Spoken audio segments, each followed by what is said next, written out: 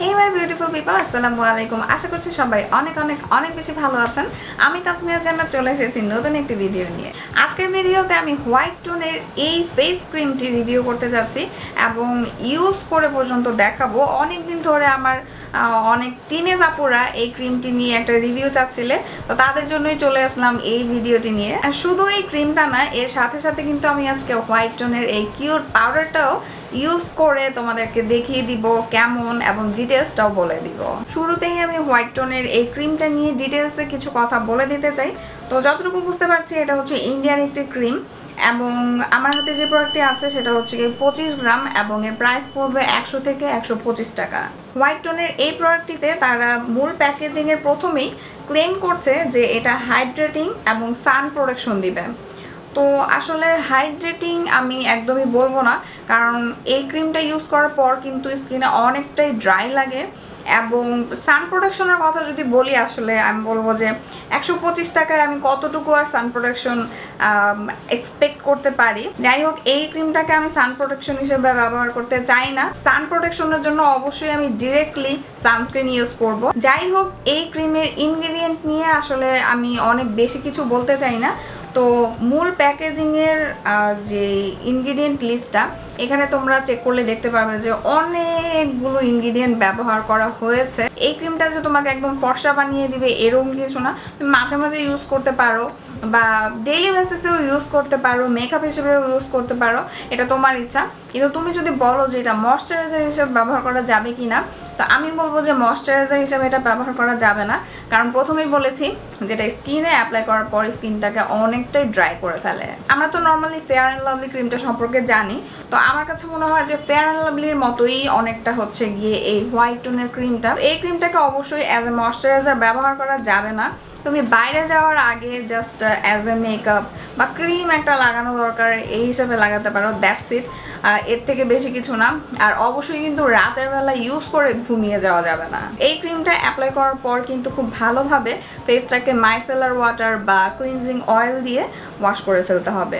এখন কথা হচ্ছে গিয়ে, আপু তুমি তো এতগুলা কাইন্ড অফ নেগেটিভ কথা বললা যে এটা হচ্ছে গিয়ে এই সময় ইউজ করা যাবে না, ওই সময় ইউজ করা যাবে না, বা ময়শ্চারাইজার হিসেবে ইউজ করা যাবে না, তাহলে কখন ইউজ করব?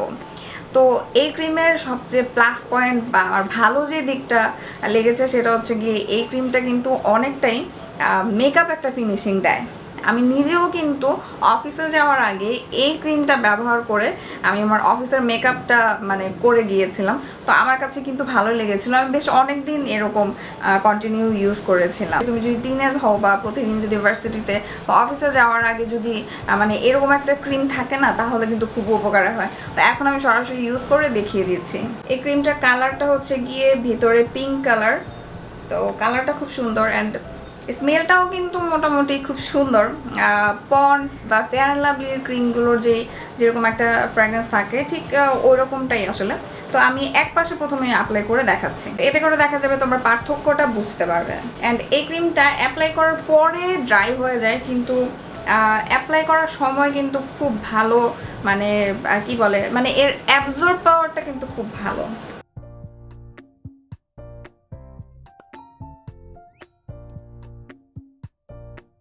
আই থিঙ্ক তোমরা পার্থক্যটা বুঝতে পারছো যে ক্রিমটা অ্যাপ্লাই করার পর কীরকম লাগছে আর ক্রিমটা ছাড়া কীরকম লাগছে। ক্যামেরাটাকে আমি আরও একটু ক্লোজ করে নিচ্ছি তোমাদের দেখা সুবিধার জন্য।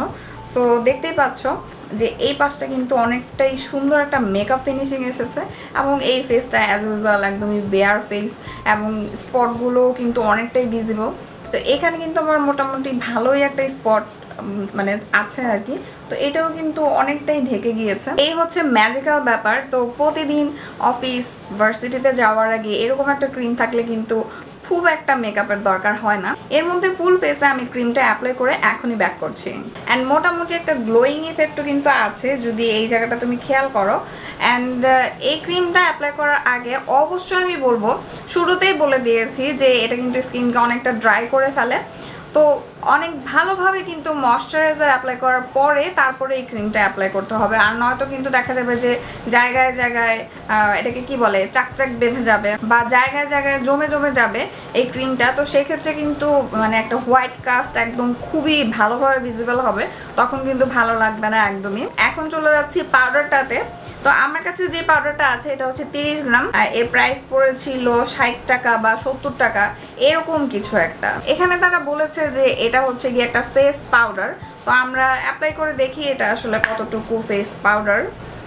এর স্মেলটা কিন্তু খুবই ভালো, অ্যান্ড এই পাউডারটা আমি বলবো যে অ্যাজ ইউজুয়াল আমরা যে পাউডারটা ব্যবহার করি সেই পাউডারটা থেকেও অনেক বেশি মিহি আমার কাছে মনে হচ্ছে।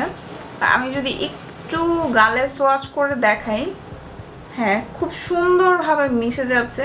এটা কিন্তু আমি আরও মানে সত্যি বলতে অনেকবারই অ্যাপ্লাই করেছি, আজকে আসলে একদম মানে রিয়েল যে এক্সপ্রেশনটা সেটা আমি দেওয়ার ট্রাই করছি। তো দেখতে পাচ্ছ খুব সহজে একদম মিশে যাচ্ছে স্কিনের সাথে। আমি একটা ব্রাশ দিয়ে এখন এই পাউডারটাকে ফুল ফেসে দিয়ে নিচ্ছি। এখনও তোমরা ডিফারেন্সটা অলরেডি বুঝতে পারছো, এই পাশটা পাউডার ছাড়া কীরকম লাগছে আর এই পাশটা পাউডার দিয়ে কীরকম লাগছে। সো আমি বলবো যে দুইটা প্রোডাক্টই কিন্তু ব্যবহার করতে অ্যামেজিং। তো দেখতেই পাচ্ছ যে একেবারেই ন্যাচারাল একটি মেকআপ ফিনিশিং চলে এসেছে আমার ফেসে অলরেডি মাত্র দুইটি প্রোডাক্ট ব্যবহার করে। তো এইরকম করে কিন্তু প্রতিদিনের মেকআপ লুকটা কমপ্লিট করাই যায়। তো যাই হোক, এখন মূল কথা হচ্ছে গিয়ে এটা যেহেতু তারা বলছে যে এটা ফেস পাউডার, তো এটা লং লাস্টিং হবে কতক্ষণ।